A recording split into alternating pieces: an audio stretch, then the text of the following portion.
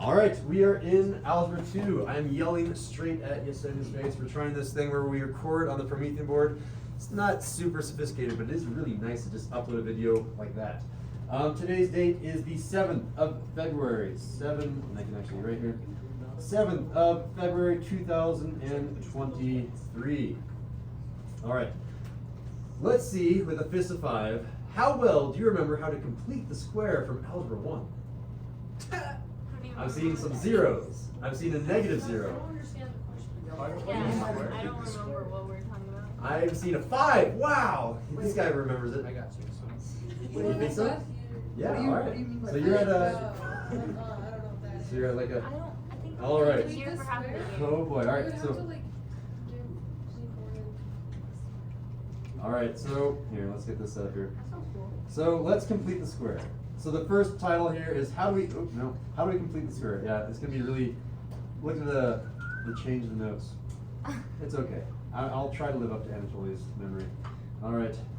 Completing the square.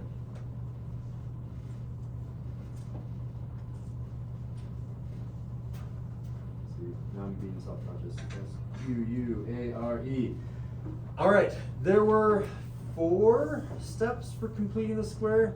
I think we broke it down into 4. It's the same procedure over and over again. The idea is you have something that doesn't factor. What do you do? This is kind of your last resort.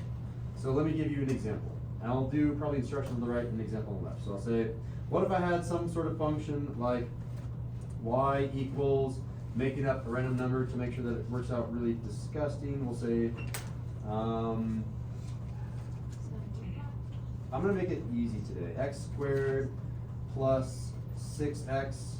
And if I did 9, it would work out really nicely. So I'm going to make it plus 7. No, yeah, 8 will be nicer.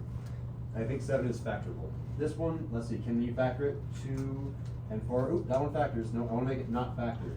4. 4? 3. I think 4 should work, right? Because 4, what do you multiply to 4? 2, yeah, so that'll work perfect. All right.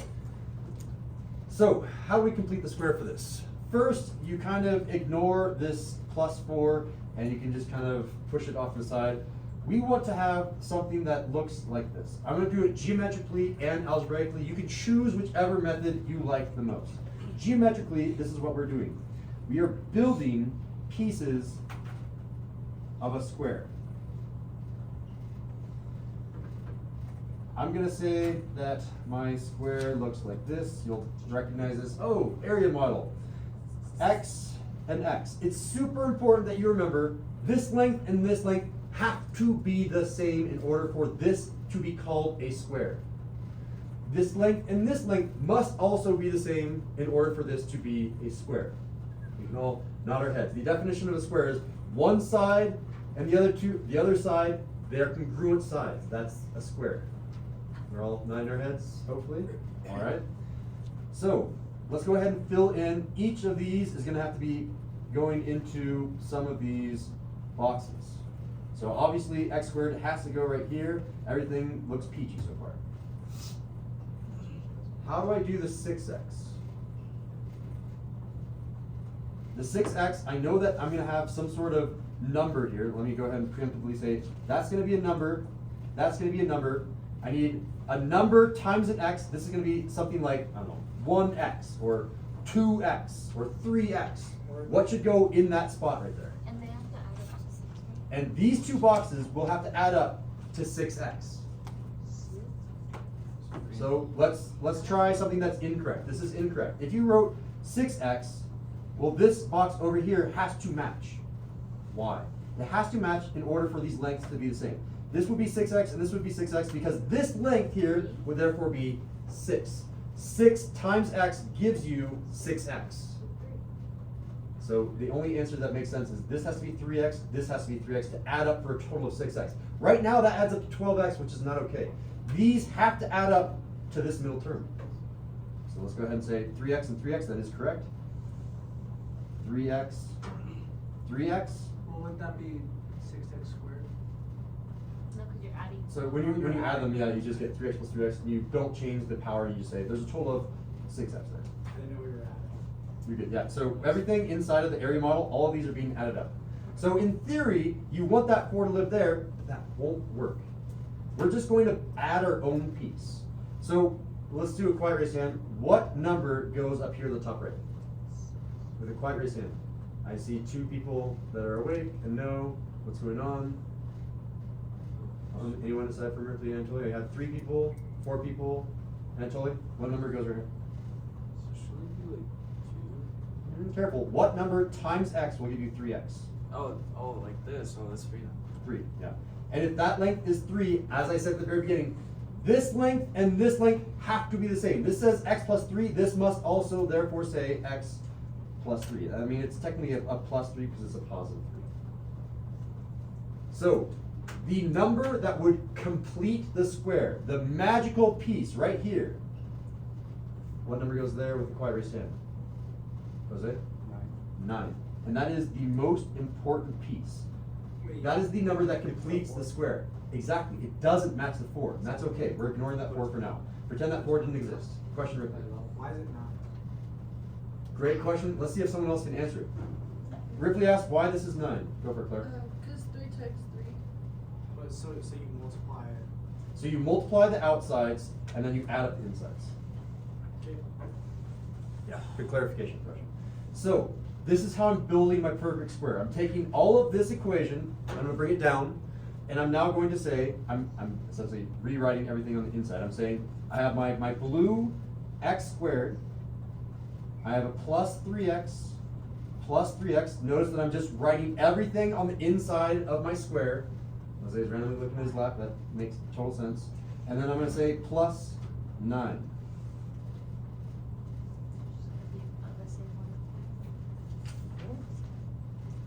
This does not match this yet. How can I make this number and this number match up? I just can subtract some things, right? How do I get from 9 to 4? You said it? Minus 5. Check it out. I'm just going to write a minus 5 off to the side. Minus 5. I've now completed the square. What I really did here, these 2 pieces added up to 4, so I still have the original equation. If I write a y equals over here, these 2 equations are the same, exactly the same. They're just written a little bit different. The cool thing about this formula on the bottom is it's ready for us to write as x plus 3 times x plus 3, because I know that everything right here is everything right here. And I know that everything in the inside of this square came from multiplying x plus 3 times x plus 3. Which means all of this x squared plus 3x plus 3x plus 9 is the same thing as x, and I'll do this with color coding. It's going to be x plus 3, all of that times x plus 3. But don't forget that little piece at the very end. Remember, this 9 came from 3 times 3. Minus 5. So I still have to bring this minus 5 down. Could you do like x plus 3 squared minus 5? Exactly. You stole my words from me. That is the very next step. You're going to rewrite this as y equals the quantity of x plus 3 quantity squared, because there's 2 of those, minus 5. Does that look familiar to anyone? Yeah, like. That has a name, the type of form that it's in. If you look back to your unit guide, which I don't have pulled up on my iPad, you'll look at what lesson are we in today? You'll look at lesson 7-1 and 7-2. The name of those was Basic Graphs of Quadratics Vertex Form, and Advanced Graphs of Quadratics Vertex Form. Oh, here I see it. This thing that we have just created is vertex form.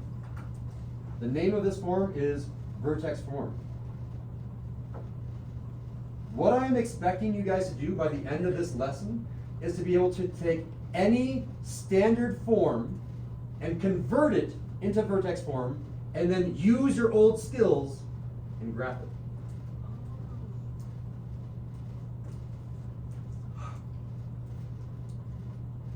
Let's try another.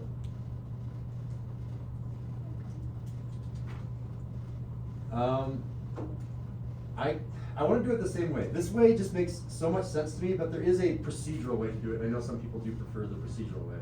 I can just give you 4 steps and do those steps over and over again, and they will probably make sense. I don't know. What do you guys think? You want to see the procedure? Or do you want to see I it? want to see this way again. You want to see this way again? That's what I was doing. Okay. Let's do another example. I'll call this example 1, or example 2 maybe, since that was already an example. Example 2. And then I did cut off right here, but you're supposed to graph that thing. But I assume we already knew how to do that. I'm just practicing how to get the vertex form for the day. So let's go ahead, and my official instructions will be graph, and I'm not going to do y equals, I'm going to say f of x, because we're in algebra 2 now, we're not in algebra 1. F of x is equal to x squared. By the way, if you do honors algebra 2, I'm going to be putting a number right here. But I'm not doing that for you guys. So it's always going to be an x squared. I'm choosing a random even number, minus 10x. That's an even number. And then a number that will make this difficult. I'm going to say plus 1. All right, so I need to convert that to vertex form. That is our goal. So we're going to set up our area model. I need to make it bigger, don't I? I think if I just hold down, make it look nice.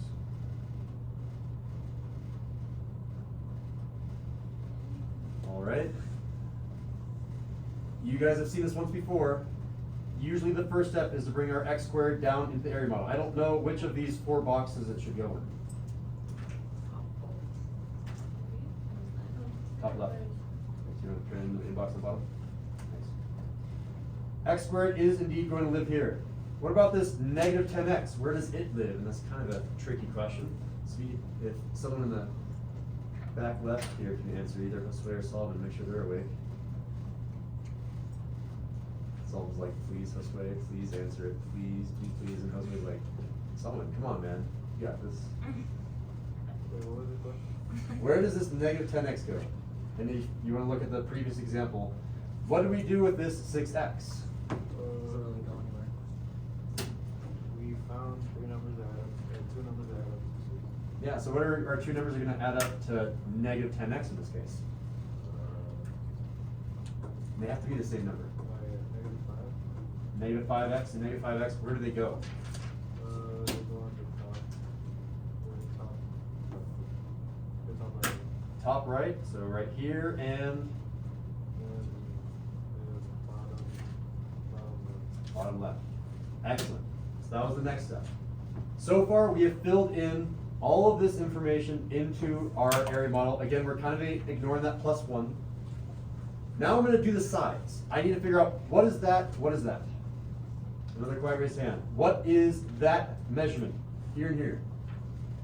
What times what gives you x squared? Right, Haiti? Yeah. What is it? Careful. I need a variable at least, right? X. Exactly. X and 1. X. x and x. There it is. Yeah, and I should do that in a different color. Let me do it in like blue or something. X times x is x squared. Nice. Jose, what number goes right here? What number, Jose, times x gives you negative 5x? Say it one more time. 5. Negative 2. There it is, yeah.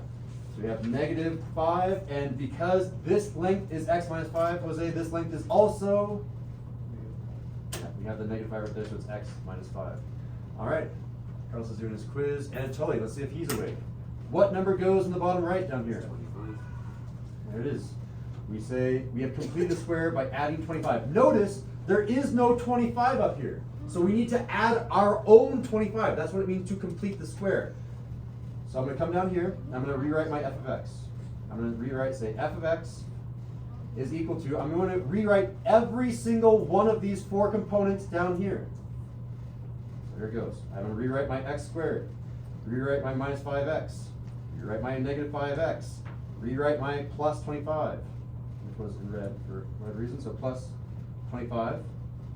And the problem with this right now is these 2 equations, these 2 functions are not the same. One of them has a plus 1, the other one has a plus 25. That is a discrepancy. That's not okay. I need them both to have, I don't know why I pronounce it like that. Have. They both need to have plus 1. How do I make that into a plus 1 with a quiet raised hand? Give it a shot there? I wanted to have plus 1. Yeah. I want this 25 to turn into a minus 25.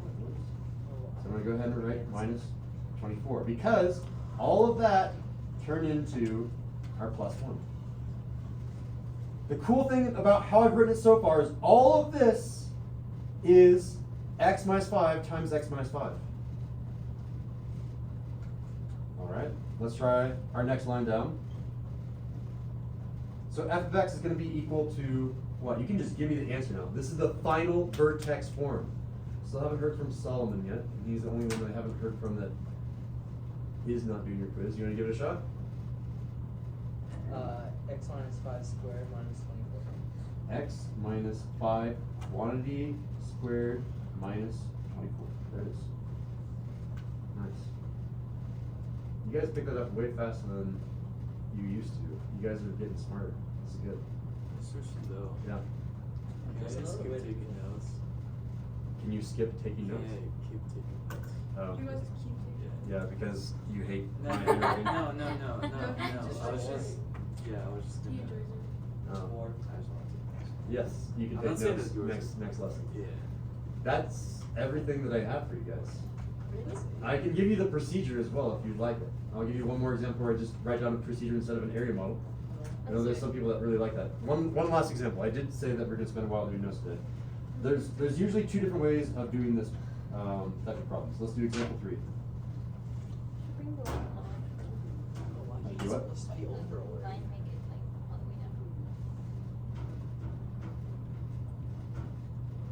Can I just grab it and then make that happen, or do I have to go like that? Yeah, I can go like that. All right, example 3. Notice that I didn't actually answer the last question. The last question asked me to graph, and I didn't. I just got the vertex form. I assume you can do the rest. All right, so this one I'm going to also tell you graph. F of x is equal to, it's always going to be an x squared unless you're taking honors algebra 2.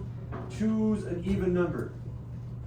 Negative 100, I don't know. 12, positive 12. Positive 12x. I'm going to say minus 7. Check to make sure that's not factorable. It's not factorable. 7 is a nice prime number. All right. Procedurally, here's what happens. So step 1, you take half of middle term. And the half of the middle term, half of 12x, you all will shout out. 6x. Well, 2 of you shouted out. Step number 2, you are going to, I guess it's really half the middle term's coefficient. Because I'm really after that 6. It's been a while since I've done the procedure. I apologize for those of you that are taking notes, which is all 3 of us. It's really half of the middle term, which is just 6. Middle term's coefficient is how I'm going to abbreviate that. So I'll say half of middle term's coefficient. And that's going to be 6. And then step 2, square it. And by it, I mean the thing that we just got. So maybe I should draw my arrow. It squared. 36. Step number 3, add and subtract it. So here we go. The original equation used to be f of x is equal to x squared plus 12x minus 7. Everyone agrees that I've rewritten this equation right down here. You can all nod your heads. Add it and subtract it. And by it, I am now referring to this 36. So I'll say plus 36. I'll do this in a different color so it really pops. I'll say plus 36 minus 36. This thing that we have now built right here is a perfect square. And then finally in step number 4, we're basically done. Your answer will always be x plus step 1. So x plus step 1 20 squared, and then plus simplify. AKA, I need to simplify. What is negative 36 minus 7? You know, I'll be like, oh yeah, it's negative 43. Oh. So our final answer will be f of x is equal to x plus 6, because that's the number that we found from step 1. X plus 6, 20 squared, minus 43. Wait, if you I like the other are one you better. if you're doing the test, you have to do all those steps like to show work. Because there's like you can do it. Yeah, that's a good question. How would you show work if you did this procedure? You'd have to show this step. All I would be after is you have to show this. If you can show that step and then jump to there, that's good enough for me. You can't just jump to there. No, I need the intermediate step. Cool. All right, so before I end my lesson and ask for my fist of 5, I'm curious, which method will you do? Are you going to do procedural and just kind of jump to the answer, or are you going to be showing your work with some sort of area model? I like the area model. So you're going to put up a 1 if you want to do the area model, the first method, and you're going to be putting up a 2 if you're going to be doing some sort of procedure.